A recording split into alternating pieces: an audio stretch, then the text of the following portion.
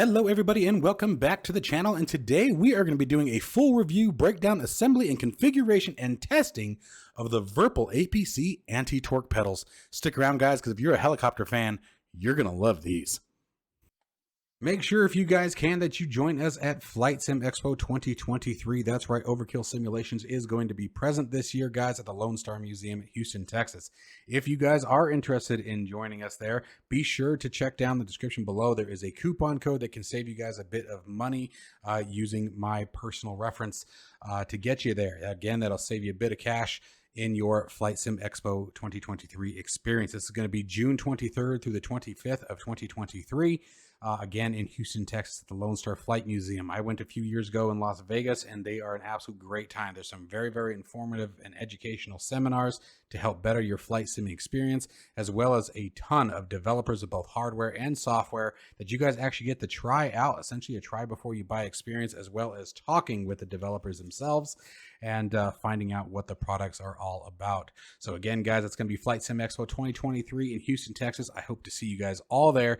Don't forget to use my coupon code that you can find down in the description below.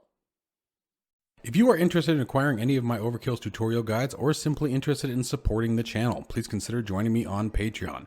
Patreon subscribers level tier 2 and above have access to all of my guides, as well as any future guides that come along down the road.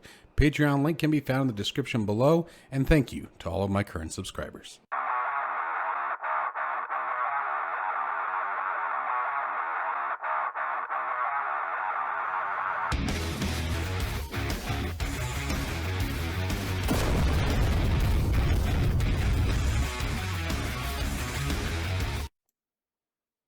All right, you guys. So first off, I'm going to be doing this as a voiceover. That's how a lot of this stuff is going to be in the next coming days.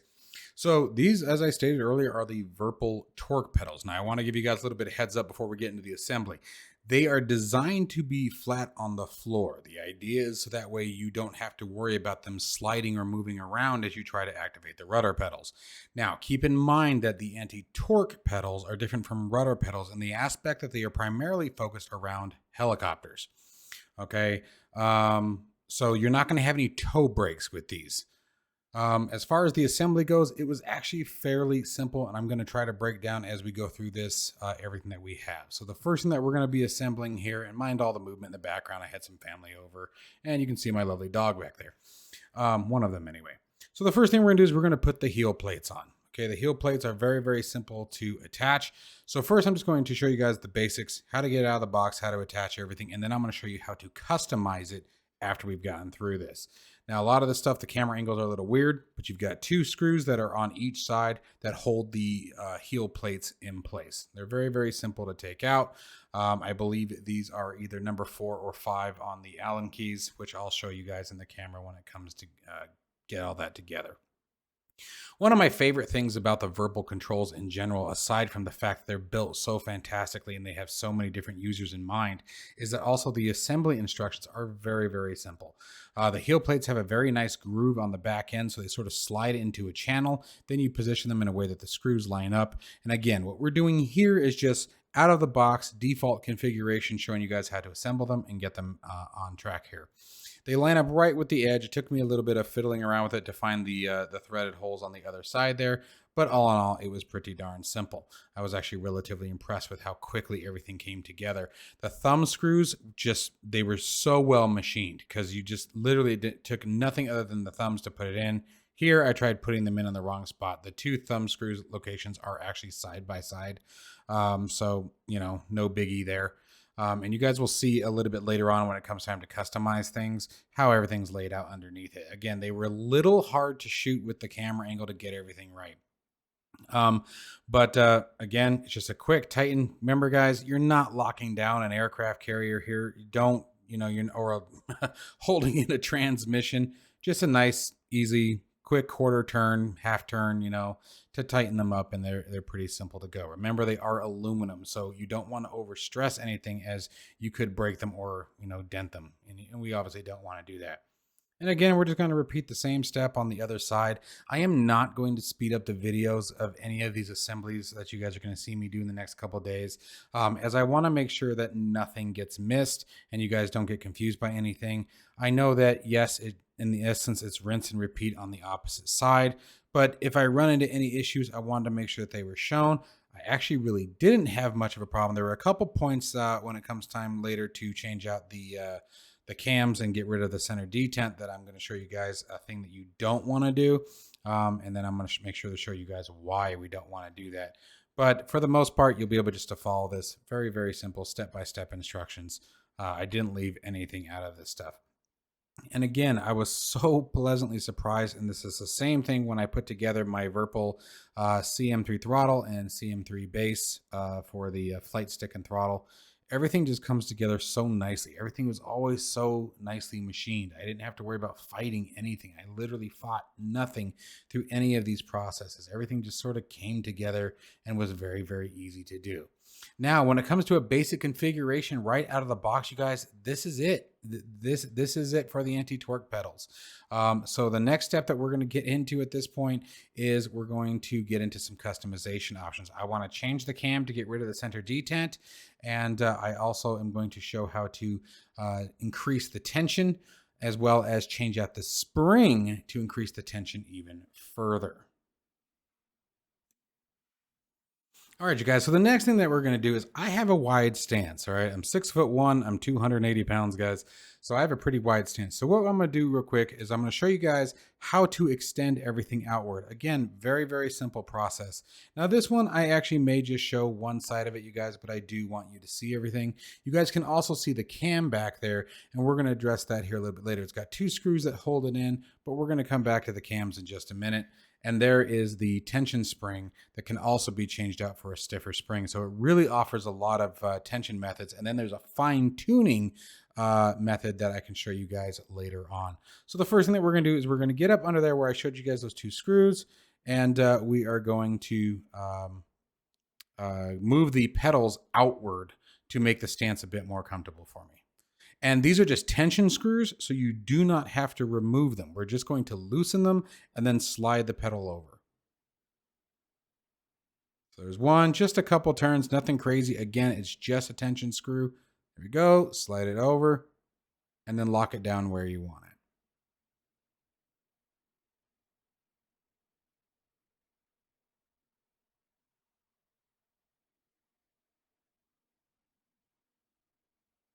And again, I can't stress it enough. Remember, you are not mounting a transmission or anything that has to hold a ton of pressure, okay? The idea is just to lock it till it stops and then do maybe a quarter or half turn more to secure it in place. A lot of this stuff is aluminum, so if you over tighten it, you can stress it, you can crack it. Now, with that being said, you'd really have to crank it to do that, just to put everyone's mind at ease there. And then once we're done with the 2 forward pedals here, then it's just a matter of moving the heel rest. And that's where those other 2 holes that I showed you guys came into play. So we're just going to move the screws. Now we do have to take out again. We're just going to move those over to the far inside now to slide the heel rests over to match the pedal position.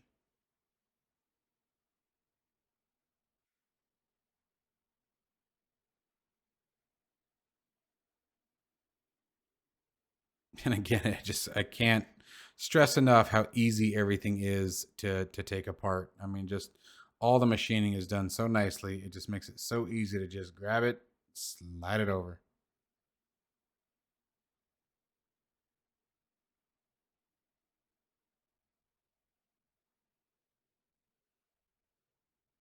So we're just going to move it over, put the screws back in, and then rinse and repeat on the other side.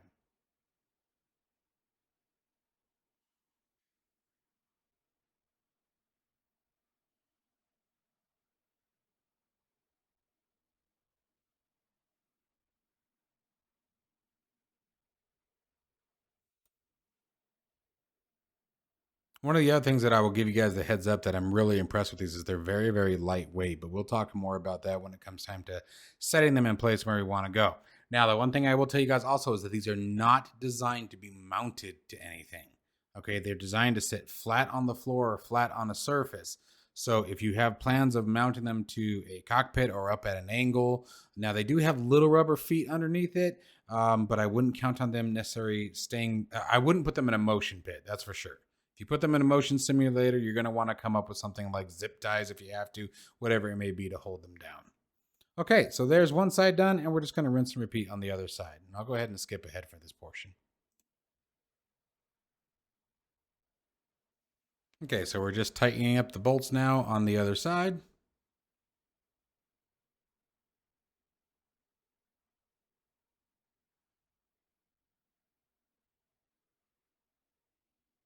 And all of this work, I mean, you guys are seeing it on camera. Maybe 10 minutes is what we've got into it so far between the little section that I took out.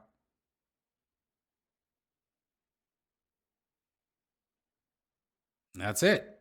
So in 10 minutes, essentially, you could have them absolutely ready to go, ready to plug in the USB cable and go about your day.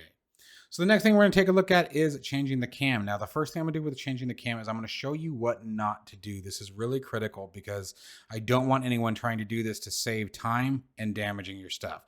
So you can see there's a top bolt and a bottom bolt that holds the cam in. That little hook up at the top, that's the cam. Okay, so now obviously the first step is to make sure that you have the correct Allen wrench, which, check this out. Wrong. That is not the correct Allen wrench. 2.5 is what you want on your Allen key. I don't know why I continue to try this so many times, but nope, throw that away. Back to 2.5, which is the first one that I had in my hand. So let's go ahead and we're going to, you can remove the top bolt just fine by removing the top cam, or by lowering the pedal, excuse me. But what I really want to show you guys is what happens if you try to do this with the bottom one. If you try to do the same thing with the bottom one, what you'll find is the screw head will actually get jammed up against the control arm that we have lifted up that's directly in front of the cam. But you won't notice it until it gets a little late. Now, this was something that I intentionally wanted to try for you guys' benefit. I was looking at it. I didn't think this was going to work well, and I just wanted to save you guys the time. Because again, the thing about Virpil products is they're not cheap, but they're worth the money. They're such high quality. And so I don't want you guys trying to cut any corners. And so I wanted to demonstrate how this is not going to go to hopefully save you guys the pain. So now what we're going to do instead is we're going to put the cam back together, put the top screw back in, and we need to remove the tension spring first.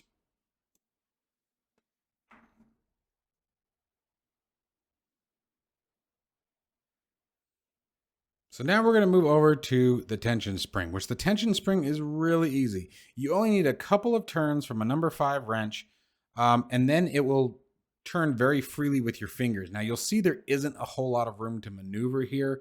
Now you could remove the footrest if you wanted to, or the foot pedal, but you really don't need to. Once you get a couple of turns in, minor turns, there's enough tension released from the spring that then you can just turn it with your fingers. Again, going back to what I was saying earlier about everything being so nicely machined and every little detail paid attention to, that everything just comes apart so easy, guys. This is so awesome. And then what will happen is when we remove the bolt that's holding the tension spring in, the control arm that's holding the cam in place will actually fall forward and then allow you access to the cam in a much easier position, which we're going to see here in just a second. You guys already saw the retainer that actually fell. It's right there rolling next to the foot heel rest. But now you can sort of see how the cam moved. Now this is sort of awkward on the camera angle, so I do forgive me, guys. But you can release both bolts very easily just by having that arm fall.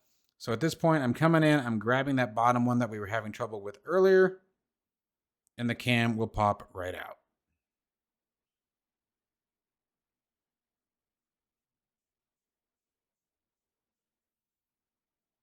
And there it is. And so this is the cam that carries a center detent with it. And what we're going to do is replace it with no detent.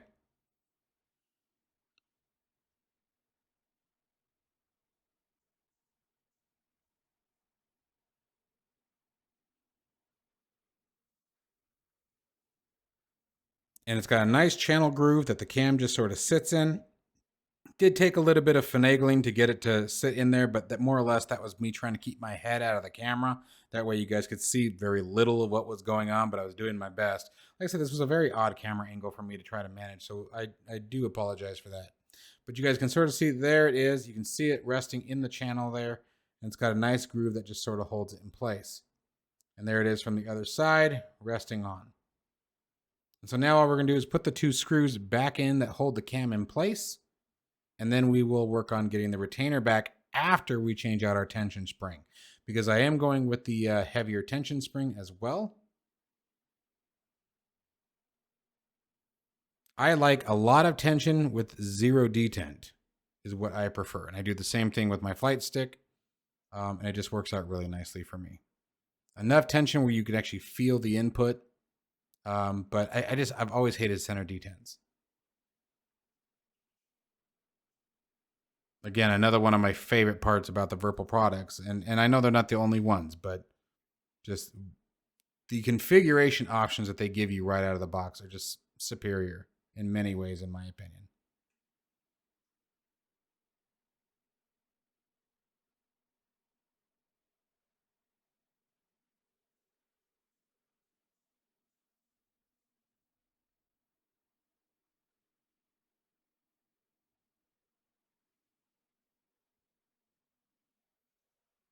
Now we're going to get the top bolt in. And again, with that control arm down, the cam arm, it just makes it so much easier to get to it. You don't have to worry about damaging anything.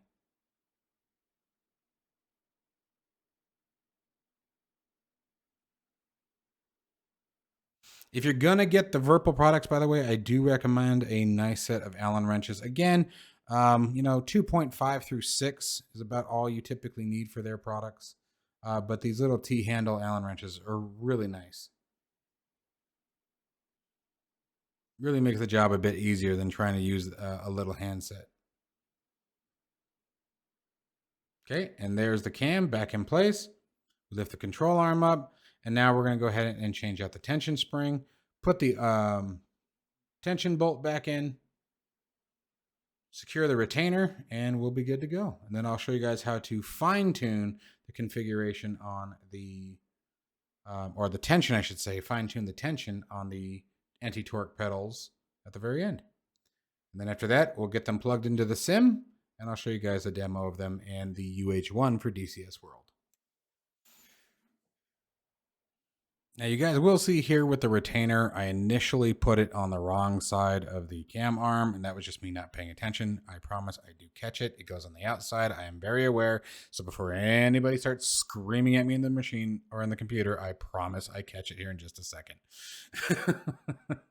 Yes, it was a dumb move. I'm not quite sure what I was thinking, but you guys do have to forgive me. But you guys can see the principle. So the keeper actually, the retainer goes on the outside, goes near my middle finger there, not on the inside of the cam arm. And yes, I do catch that here again in just a second. I promise everything goes perfectly fine.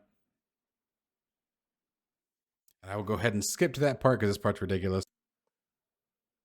Okay, so here you guys can see I removed the keeper. I do show you guys here how it all goes.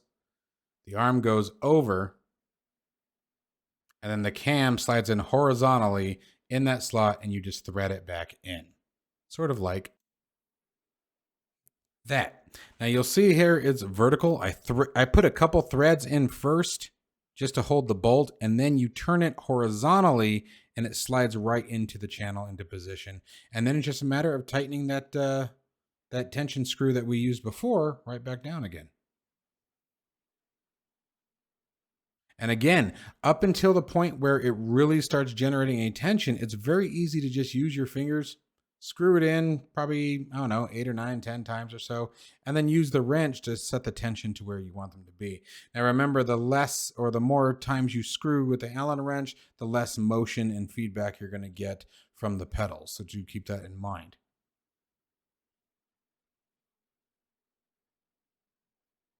But there it is. Everything's secure, cam's in place, new tension springs in place, retainers in place, pedals are set wide where we want them. Now, like I said, just a couple of turns and you can feel it right away how quickly it goes from very, very loose to just giving a little bit of resistance. That's all I waited for. I didn't wait for a ton. I didn't want it to be real difficult to turn, just a little bit of resistance, and then sort of just tested them with my hands. And big difference between this and the previous spring. So if you guys are looking for that stiffer action like I like without any center detent, this is the way to go. All right, you guys. So the last part that I told you I was going to show you as far as the assembly goes is how to fine tune the tension. Now this is super easy. You're just going to need a number 5 Allen wrench, and it's this little guy right here. Now it's a little tricky to show you guys. As you guys can see, this is kind of awkward for me, but there it is. There's the Allen key. We're just going to turn that towards the pedals to be tighter and away from them to be looser. Now this part again is very simple, not a whole lot to it. And there it is, confirming number 5 on the Allen wrench. Give that a turn, left to loose, right to tight. And it will lock it all the way down, you guys. Now, I should demonstrate, the tension and all that here in, in the video, but you guys catch the gist. Again, just turn it towards the pedals, and it will go all the way to the point where the pedals won't move. So keep that in mind. It will lock it all the way down, and then it will also make it on the transverse side and make it very loose to where it wiggles like crazy. And it's really awesome. I mean, the way they've done this, you guys, is absolutely superb. So next step, let's get it onto the cockpit. All right, you guys. So I decided to make this part fairly brief. I was trying to think of how to best demonstrate the capabilities of these anti-torque pedals. I want to remind you of a couple things with the anti-torque pedals. Number 1, remember they do not have toe brakes, so they're very specific to helicopters. 2, they're not designed to be mounted to anything. They're designed to rest flat on whatever surface or floor that you have available in front of you. And that is the basis of why they're anti-torque, because they're using down pressure instead of horizontal pressure. So they're really not meant to be put anywhere that may be moving or causing any sliding.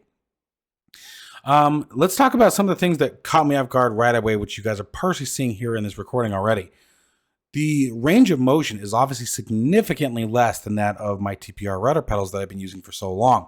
So much of what you guys are going to see in this video, and I sort of just do a real slow circuit around Sedona Airport here, but you guys will find that the range of motion is very small, and yet the finite correction that is available through that limited range of motion is extremely nice. I was expecting, quite frankly, not to like these.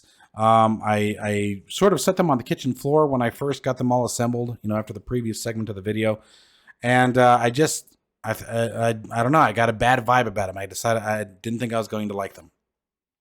However, once I got them attached to the pit, and by attached to the pit, I just mean they're sitting on that plate and there happens to be a lip at the bottom of that plate and they just stay there. Like, yeah, there's nothing holding them down and they didn't move at all. So I was impressed with the rubber feet that they have on them.